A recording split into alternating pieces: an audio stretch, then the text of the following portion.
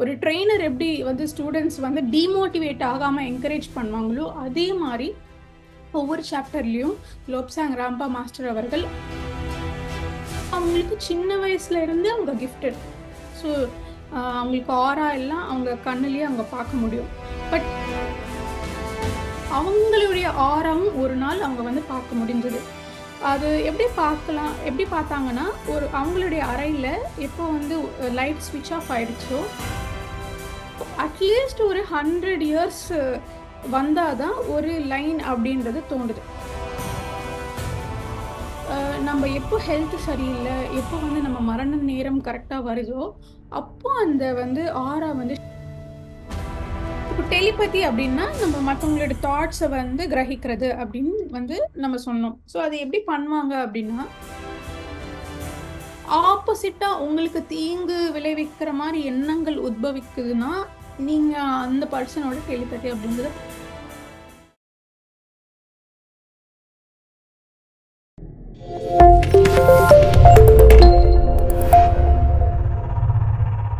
Hello friends, hello masters, EMC நேயர்கள் அனைவருக்கும் வணக்கம். உங்கள் அனைவரையும் ஸ்வாத்தியாய சிநேகிதம் என்ற இந்த பியூட்டிஃபுல் ப்ரோக்ராமுக்கு அன்போடு வரவேற்கிறேன். ஒரு பியூட்டிஃபுல்லான விஷயம் என்னன்னா, எல்லாரையும் இந்த புக்ல வந்து என்கரேஜ் பண்றாங்க.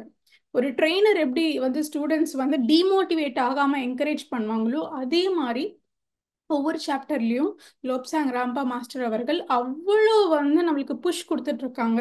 இது எல்லாமே சாத்தியம்தான், எல்லாரும் எல்லாமே பண்ண முடியும், அதுக்கான ப்ராக்டிஸ் வேணும், அதுக்கான பேஷன்ஸ் வேணும். ஒரு சங்கீதத்தை எப்படி கத்துக்கிறோமோ ஒரு பேஷண்டா, அதே போல இதுக்கும் அவ்வளோ நீங்க ஸ்ரத்தை வச்சாதான் நீங்க அதை வந்து பெற முடியும். இன்னொரு விஷயம் சொல்றாருன்னா, எதுவுமே கூட ஓவரா ட்ரை பண்ணாதீங்க. Don't over two.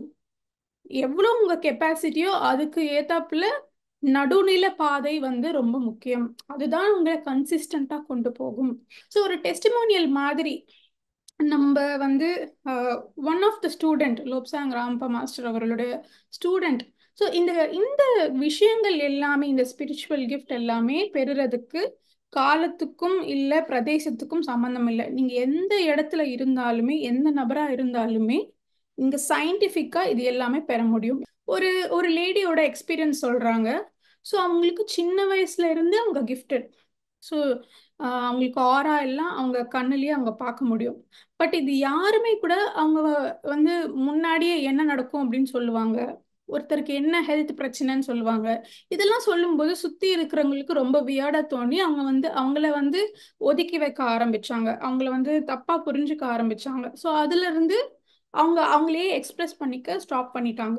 ஸோ இது சின்ன வயசுல இருந்து இருந்ததுனால எல்லா விஷயத்தையோட ஆரா வந்து அவங்களால பார்க்க முடிஞ்சது. பிளான்ஸோட ஆரா, ஃப்ளவர்ஸோட ஆரா, மனிதர்களுடைய ஆரா, எல்லா ஆப்ஜெக்ட்டுக்குமே ஆரா அப்படின்றது இருக்கு. ஸோ அவங்க வரைகிற ஓவியங்கள் எல்லாமே கூட அந்த ஆராவோட அவங்க எப்படி பார்த்தாங்களோ அந்த மாதிரி வரைய ஆரம்பிச்சாங்க. அதே போல அவங்களுடைய ஆராவும் ஒரு நாள் அவங்க வந்து பார்க்க முடிஞ்சது. அது எப்படி பார்த்தாங்கன்னா, அவங்களுடைய அறையில எப்போ வந்து லைட் ஸ்விட்ச் ஆஃப் ஆயிடுச்சோ, அந்த ஒரு இருட்டுல வந்து அவங்களுக்கு வந்து கம்ப்ளீட் கோல்டன் ஃப்ளேம்ஸ் தெரிஞ்சுது. இந்த இந்த கோல்டன் ஃப்ளேம்ஸ் வந்து தெரியுது. ஸோ எப்போ லைட் ஆன் பண்றாங்களோ அது அது போயிடுச்சு, அந்த லைட் தெரியல. ஸோ இதுல இருந்து அவங்களுக்கு என்ன புரிஞ்சுதுன்னா, வெளிப்புறமான லைட் வந்து நம்ம ஆராவோட லைட்டை வந்து டாமினேட் பண்றதுனால நமக்கு தெரியறது இல்லை. ஸோ அவங்களுடைய ஃபேமிலி மெம்பர்ஸ் கூட அவங்க பார்த்தாங்க. ஸோ அவங்கள பார்க்கும்போது அவங்கள சுத்தி வந்து தங்க நிறத்துல மின்னுற ஒரு விஷயம் வந்து தெரிஞ்சது. ஸோ இது அவங்களுடைய ஆரா அவங்களுடைய கண்ணாலே பார்த்துக்கிட்டாங்க. ஒரு மரத்தோட நீங்க வந்து அந்த ட்ரங்க் அதை பார்த்தீங்கன்னா அதுல வந்து நிறைய லைன்ஸ் இருக்கும். ஸோ அந்த லைன்ஸ் எல்லாமே பார்த்தீங்கன்னா எவ்வளோ லைன்ஸ் இருக்கு, எவ்வளோ வட்டங்கள் இருக்கோ அதை பொறுத்து அந்த அந்த மரமானது எவ்வளோ வயதானது அப்படின்றத சொல்ல முடியும். அதே போல நம்மளுடைய ஆராலையும் வர அந்த வட்டங்கள் பார்த்து, அந்த லைன்ஸ் பார்த்து ஒரு ஆப்ஜெக்ட் எவ்வளோ பழசு அப்படின்றத சொல்ல முடியும். அட்லீஸ்ட் ஒரு 100 இயர்ஸ் வந்தாதான் ஒரு லைன் அப்படின்றது தோன்றுது. ஒரு பறவை வந்து ஹண்டிங் பண்ணும்போது அந்த பறவை வந்து சுட்டுடுறாங்க, அது வந்து செத்து போயிடுது. ஸோ அந்த செத்து போகிற டைமில் கரெக்டாக அந்த ஆரா வந்துட்டு எப்படி ஒரு வோல்டேஜ் ப்ராப்ளம் இருந்தால் லைட் வந்து எப்படி ஃப்ளிக்கர் ஆகும். நம்ம எப்போ ஹெல்த் சரியில்லை, எப்போ வந்து நம்ம மரண நேரம் கரெக்டாக வருதோ அப்போ அந்த வந்து ஆரா வந்து ஷேக் ஆக ஆரம்பிக்கும். அண்ட் எப்போ நம்ம இறக்குறோமோ அது கம்ப்ளீட்டாக ஃபேட் ஆகிடுது. ஸோ இது எல்லாமே அவங்க கண் கூட பார்க்குறாங்க, எல்லா விஷயத்துல இருந்து அப்சர்வ் பண்ணுறாங்க. ஸோ அதே போல் இவங்களுக்கு ஒரு சுச்சுவேஷன் நடக்குது அவங்க வாழ்க்கையில். என்னன்னா, இந்த அவங்க இருந்த பிரதேசத்தில் இந்த ஹிட்லருடைய ஆர்மி நாசிகள் இவங்க எல்லாருமே வந்து மக்களை வந்து சிறையாக்கி டார்ச்சர் பண்ணுறாங்க. ஸோ அந்த சித்திரவதை பாகத்தில் இவங்களும் இருக்காங்க. ஒரு குரூப் ஆஃப் 20 பேர். அந்த 20 பேரில் இவங்களும் இருந்து டார்ச்சர் அனுபவிக்க வேண்டியது இருந்துச்சு. ஸோ இவங்களுமே ஒரு சிறையில் அடைக்கப்பட்டிருக்காங்க. ஸோ இவங்களுக்கு என்ன ஞாபகம் வருது அப்போனா, ஒரு பியூட்டிஃபுல் ஸ்டேட்மெண்ட் பைபிளில் இந்த ஸ்டேட்மெண்ட் இருக்கான். ஸோ என்ன இந்த ஸ்டேட்மெண்ட்னா, நம்ம வந்து யார் நம்மளுடைய ஆன்மாவை கொல்லுறாங்களோ அவங்கள அதை பற்றி பயப்படணுமே தவிர உடம்ப வதைக்கிறவங்கள பற்றி நம்ம பயம் கொள்ள தேவையில்லை அப்படின்ற ஒரு ஸ்டேட்மெண்ட் பைபிள்ல இருந்து அவங்களுக்கு ஞாபகம் வருது. ஸோ அந்த ஸ்டேட்மெண்ட் அவங்க மனசுல வந்து கம்ப்ளீட்டா நிறைச்சு எந்த பயமும் எந்த ஒரு இமோஷன்ஸ்க்கும் இல்லாம அவங்க ஸ்டேபிளா இருக்க முடிஞ்சது. சிறையில் இருக்கிறவங்க மற்றவங்களை மோட்டிவேட் பண்ணி என்கரேஜ் பண்ணி எல்லாருமே வந்து பாட ஆரம்பிச்சாங்க, கதைக்க ஆரம்பிச்சாங்க, அவங்க வந்து பிடிச்ச விஷயங்கள் பண்ண ஆரம்பிச்சாங்க, சிரிக்க ஆரம்பிச்சாங்க. கம்ப்ளீட் அந்த ஜெயிலோட அட்மாஸ்பியரே மாறுது. ஸ்பிரிச்சுவாலிட்டியில இருக்கும்போது நம்ம இந்த விஷயங்கள் எல்லாம் தெரியும் போது பூமியோட வாழ்க்கை எவ்வளோ சின்னது, நமக்கு நடக்கிற விஷயங்கள் எவ்வளோ சின்னது அப்படின்றது புரியுது. ஏன்னா நீங்க மேல போக போக உங்களுடைய வியூ அப்படின்றது எக்ஸ்பேண்ட் ஆகிட்டே இருக்கும். அதே போலதான் நம்மளுடைய வாழ்க்கை. நம்ம எவ்வளவு தூரமா விலகி நம்ம வாழ்க்கையை பார்க்குறோமோ அந்த வாழ்க்கையில நடக்கிற விஷயங்கள் மற்ற விஷயங்களை காட்டி எவ்வளவு சின்னது அப்படின்ற ஒரு உணர்தல் நமக்குள்ளேயே ஏற்படுது. அடுத்ததாக நம்ம வந்து டெலிபதி பத்தி டிஸ்கஸ் பண்ணோம். நம்ம நிறைய தடவை நோட்டீஸ் பண்ணியிருப்போம். ஒரு ஸ்டார்ம் வருது, இல்லைன்னா ஒரு ஒரு ஹெவி ரெயின், மழை வருதுன்னா நம்ம டிவி வந்து சரியா பார்க்க முடியாது, சிக்னல்ஸ் இருக்காது. அது வந்து எப்படி ஒரு ஸ்ட்ராங்கான ஒரு விஷயம் அட்மாஸ்பியர்ல நடக்கும்போது அந்த வேவ்ஸ் ஆனது பாதிக்குதோ அதே மாதிரி இந்த ஆலோசனைகளும் ஏதாச்சும் ஒரு ஸ்ட்ராங்கான விஷயம் நடக்கும்போது இந்த ஆலோசனைகளுடைய வேவ் கூட பாதிக்குது. ஸோ நம்ம எப்போ வந்து ஓவர் திங்க் பண்றோம், ரொம்ப யோசிக்கிறோம், ரொம்ப ஸ்ட்ரெஸ் ஆகுறோமோ அப்போ நமக்குள்ள இருக்கிற அந்த ஒரு டிஸ்டர்பன்ஸ் வந்துட்டு நம்ம மற்ற விஷயங்களை கிரகிக்காம தடுக்குது. இங்க எப்படி ரேடியோ வேவ்ஸ் டிஸ்டர்ப் ஆகுதோ உங்களுடைய சொந்தமான பிரெயின் வேவ்ஸ்னால நீங்க இந்த டெலிபதி வேவ்ஸ் அப்படின்றத ரிசீவ் பண்ண முடியறது இல்ல. ஸோ திருப்பி திருப்பி என்ன சொல்றாங்கன்னா, நம்ம தியானம் செய்து செய்து செய்து மன அமைதி மன வெற்றிடம் இருந்தால் மட்டுமே நம்ம ஃபர்ஸ்ட் ஓப்பனா இருக்கணும், நம்ம ஸ்டேபிளா இருக்கணும். ஒவ்வொரு யோசனையும் மின்சாரத்தை வந்து ஜெனரேட் பண்ணும் நம்ம மூளையில. நம்ம வந்து low or high voltage affect பண்ணாம அந்த கருவி பாதுகாக்க நம்ம ஸ்டெபிளைசர் அப்படின்றத வைக்கிறோம். அது மாதிரி நமக்கு இங்க ஸ்டெபிளைசர் இல்லை. ஸோ நம்ம எப்போ வந்து ஓவர் இமோஷனல் ஆகிறோம், ஓவர் திங்க் பண்றோம். ஏன்னா ஒவ்வொரு யோசனையுமே மின்சாரத்தை உற்பத்தி செய்யும் போது நம்ம அதிகமா யோசிக்கும் போது அதிகமான மின்சாரம் அப்படின்றது நமக்குள்ள பாயுது. உள்ளுக்குள்ள எல்லா சிஸ்டம்ஸும் பாதிப்படையுது. Stable in the sense highs and lows இல்லாம ஸ்டெடியா இருக்கிறது. நீங்க எப்போ ஓவர் திங்க் பண்றீங்களோ, ஓவரா யோசிக்கிறீங்களோ அப்போ உங்களுடைய பிரெயின் வேவ்ஸ் கூட அப்படியே ஹைட்டா இருக்கும் அலைகள். ஸோ அந்த ஹைட் அதிகமா இருக்கும், கீழே லோ பாயிண்ட் பார்த்தீங்கன்னா அதுவுமே ரொம்ப லோவா இருக்கும். ஸோ இந்த ஹைஸ் அண்ட் லோஸ் இல்லாம ஸ்டெடியா இருக்கணும் நம்ம பிரெயின் வேவ். எல்லாமே ஒன்றுத்துக்கு ஒன்று ரிலேட்டட் மை டியர் ஃப்ரெண்ட்ஸ். ஏன்னா இது உள்ள ஒரு பெரிய ஃபேக்ட்ரி. நம்ம அந்த ஃபேக்ட்ரியோட உள்ள என்னென்ன இருக்கு டீட்டெயில்ஸ் நமக்கு தெரியல. இதெல்லாம் படிக்கும்போது சயின்ஸ் யாருக்கு புரியுதோ, இந்த பாடி பத்தின ஒரு அறிவியல் யாருக்கு புரியுதோ அதில் ஸோ அவங்களுக்கு அந்த இம்பேக்ட் தெரியும். ஸோ இப்போ வந்து ஒரு படத்துக்கு வந்து டிக்கெட்ஸ் காலி ஆயிடுச்சு, நம்ம வந்து ஃபேவரட் படம் பார்க்க முடியல, இல்லை வந்து ஃப்ரெண்டு வந்து மோசம் பண்ணிட்டாங்க, அவங்களுக்கு வந்து இல்லைன்னா நம்மளை ஒதுக்கி வச்சுட்டாங்க, நம்மளுடைய பந்தங்கள், இல்லைன்னா நம்மளுக்கு வந்து சொத்து பிரச்சனை இருக்கலாம், இல்லை மற்றவங்களுடைய ஏதாவது ப்ராப்ளம் இருக்கலாம், இல்லை ஆஃபீஸில் நம்மளை யாரோ அவமானப்படுத்திட்டாங்க. இந்த மாதிரி டெய்லி நடக்கிற விஷயங்கள். இதுக்கு நம்ம வந்து இரிட்டேட் ஆகணும், எவ்வளோ ஃப்ரஸ்ட்ரேட் ஆகணும், எவ்வளோ வந்து ரியாக்ட் ஆகணும். ஏன்னா நம்ம ஒவ்வொரு இரிட்டேஷனுக்கும், ஒவ்வொரு சோகத்துக்குமே உள்ள எல்லாம் மாறுது. எலக்ட்ரிசிட்டி முதற்கொண்டு, ஹார்மோன்ஸ் முதற்கொண்டு, கெமிக்கல் ரியாக்ஷன்ஸ் முதற்கொண்டு, அந்த செக்ரீஷன்ஸ். நீங்க எப்போ வந்து ரொம்ப நர்வஸ் ஆகுறீங்களோ, லைஃப் ஆர் டெத் மேட்டர் அப்படின்ற போது அந்த அட்ரினலைன் ரஷ் அப்படின்னு சொல்லுவாங்க, அந்த அட்ரினலைன் ரிலீஸ் ஆகும்போது கடைசியில நம்ம நிறைய விஷயம் பயப்படுறது அது ஆக்சுவலா நடக்காது. பட் ஸ்டில் நம்ம பயப்படுவோம். பயப்படுறதுக்கு எதுக்குன்னா, எதிர்காலத்தை பார்த்து நம்ம பயப்படுறது. அது ஆக்சுவலா அது நடந்திருக்காது, அந்த மாதிரி நடக்காது, பட் அது நடந்துருமோ அப்படின்ற ஒரு கொஷன்லயே நம்ம பயப்படுவோம். ஸோ இந்த பயத்துல இருந்து வர அட்ரினலைன் ஹார்மோன் ரிலீஸ் ஆகுறதுனால நம்ம கண்டிப்பா அந்த பாடின்றது வீக் ஆகுது. ஸோ இது எல்லாத்தையும் நம்ம தவிர்க்கலாம். ஸோ இங்க ஒரு விஷயம் என்ன சொல்றாங்கன்னா, இந்த எல்லா இரிட்டேஷனுமே ஃப்ரஸ்ட்ரேஷனுமே ஒரு 50 இயர்ஸ், ஒரு 100 இயர்ஸ் கழிச்சு டஸ் இட் ரியலி மேட்டர்? நீங்க ஒரு 100 வருஷம் கழிச்சு இதே ஒரு சுச்சுவேஷன், இதே ஒரு ப்ராப்ளம் வந்து is it really a problem after 100 years? நம்ம ஒவ்வொரு தடவையும் ஒரு சின்ன விஷயத்துக்கு இரிட்டேட் ஆகும்போது இது தேவையா? 100 வருஷம் கழிச்சு is it going to matter அப்படின்ற ஒரு கொஷின் நமக்கு நாமே போட்டுக்கணும். ஸோ எது 100 வருஷம்க்கு அப்புறம் அவ்வளோ முக்கியம் இல்லையோ, ஏன் அதுக்கு இப்போ நம்ம வருந்தணும்? ஏன் இப்போ அதுக்கு நம்ம எனர்ஜி கொடுக்கணும்? ஏன் இப்போ அதுக்கு நம்ம இமோஷனல் ஆறோம்? So focus more on permanent things. All this little irritations, frustrations, whatever it might be, ஃபிசிக்கலுக்கு சம்மந்தப்பட்டு என்ன நடந்தாலுமே நம்ம வந்து ஒரு 1000 ஜென்மத்துல இது ஒரு ஜென்மம். இந்த ஜென்மத்துல எத்தனையோ வருஷத்துல ஒரு நாள் எப்பயோ நடக்கிற விஷயம் இந்த 1000 ஜென்மத்துக்கு பார்க்கும்போது does it really matter? After 100 years does this really matter? ஒரு நாள் உங்களை யாரோ திட்டுறாங்க, பாஸ், 4 பேர் முன்னாடி ஒரு ப்ரெசன்டேஷன்ல உங்களுக்கு ரொம்ப அவமானமா போச்சு. ஸோ அப்போ நீங்க ரொம்ப இமோஷனலா டவுன் ஆகி உங்களுக்குள்ள ரொம்ப அஃபெக்ட் ஆகுது உங்களுக்கு.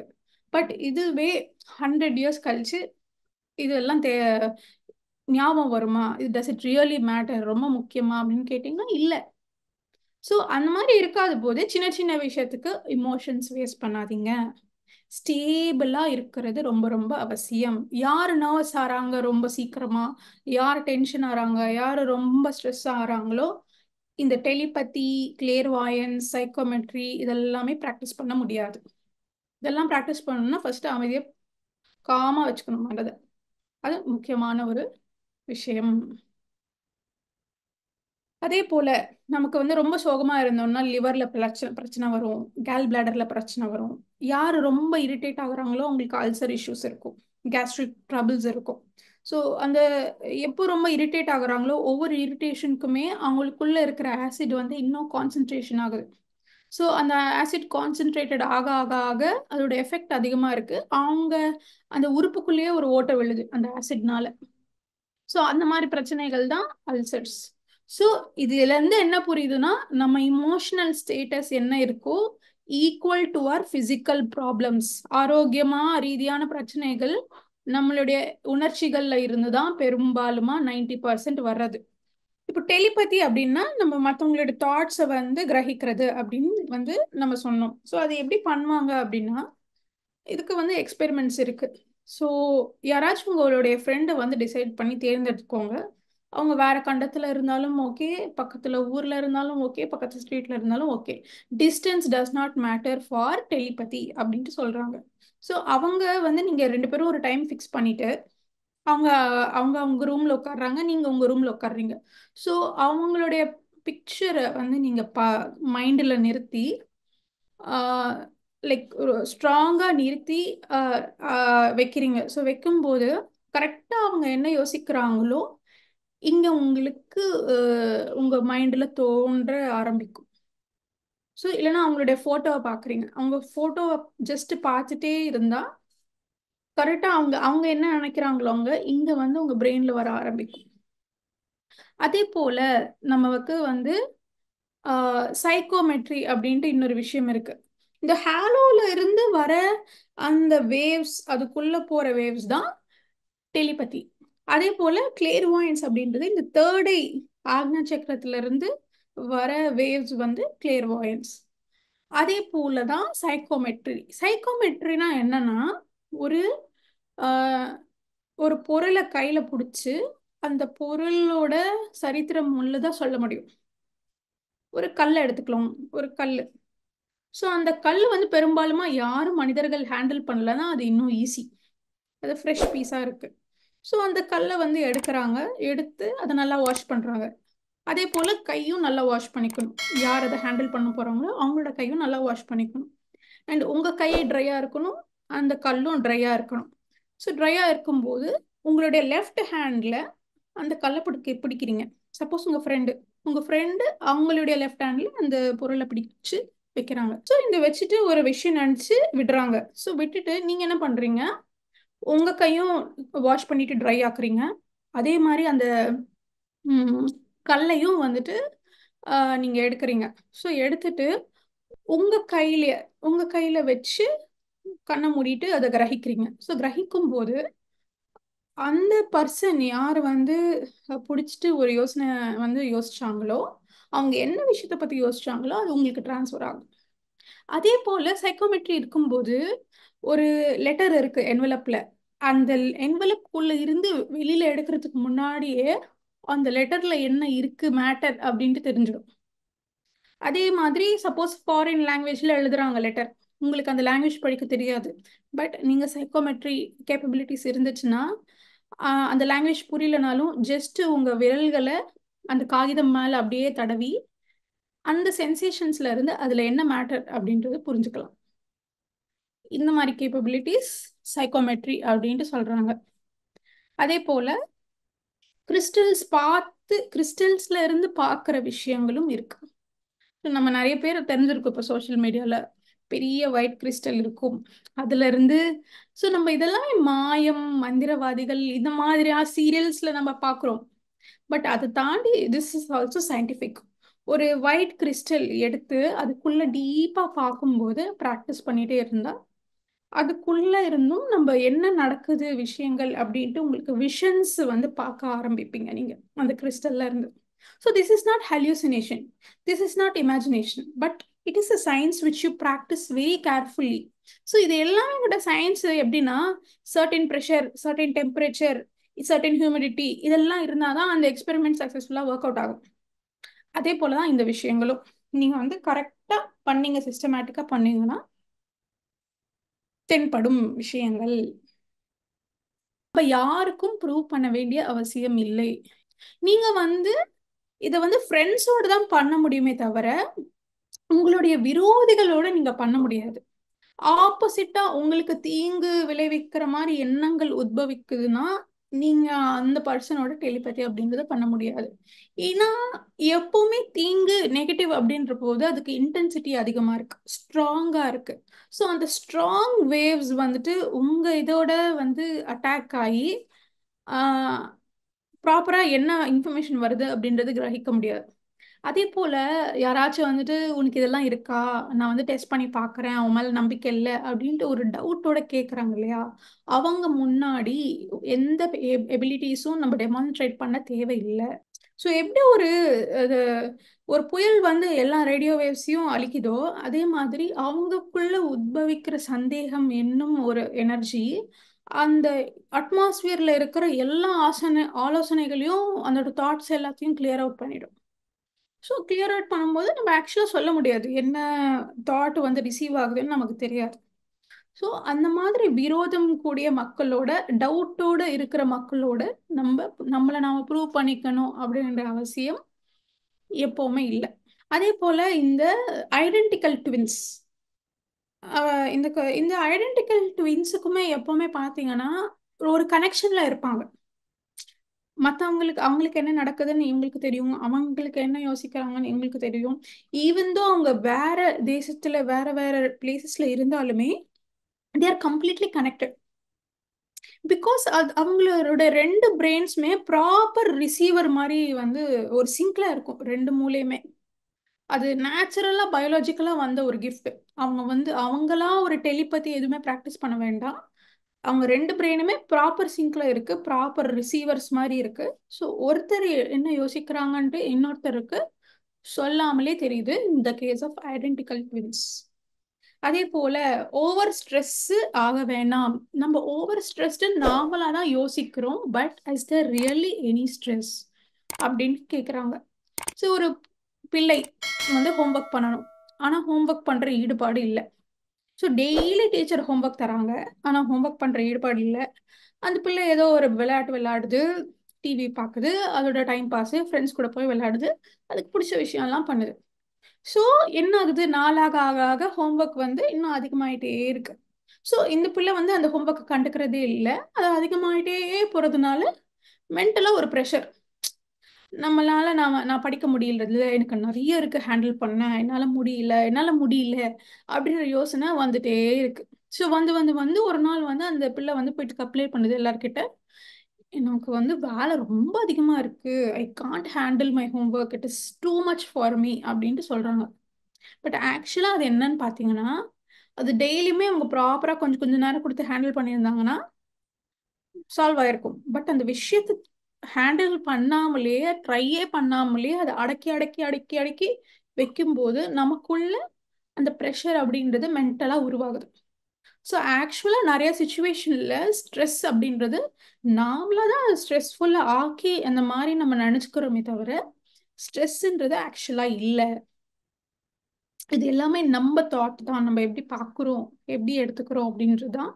இந்த ஹோம்ஒர்க் எக்ஸாம்பிள் மாதிரி தான் நம்ம வாழ்க்கையிலையும் சைக்கோமெட்ரி பற்றி பார்த்தோம், கிளியர் வாயன்ஸ் பற்றி பார்த்தோம்.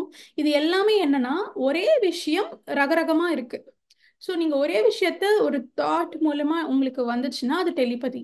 அதுவே நீங்கள் விஷுவலாக பிக்சராக பார்த்தீங்கன்னா அது கிளியர் வாயன்ஸ். எல்லாமே ஆல்மோஸ்ட் ஒன்றுத்துக்கு ஒன்று similar. S my dear friends, இந்த டெலிபதி அப்படின்றதும் ஒரு ப்ராப்பர் சயின்ஸ். அதுக்கு நம்ம வந்து ரெடி டு ரிசீவாக இருக்கணும். ஃபர்ஸ்ட் நம்மளோட மைண்டு பிளாங்காக இருக்கணும், எம்டியாக இருந்தால் தான் நாம் அடுத்த வேவ்ஸை வந்து ரிசீவ் பண்ண முடியும். சிம்பிள், எப்படி ரேடியோ வேவ்ஸை ரிசீவ் பண்ணுதோ, நாம் ஒரு இன்ஸ்ட்ருமெண்ட்டாக மாறி ஒரு தாட் வேவ்ஸை வந்து ரிசீவ் பண்ணுறோம். அதுதான் இங்கே. So thank you, masters. Thank you so much.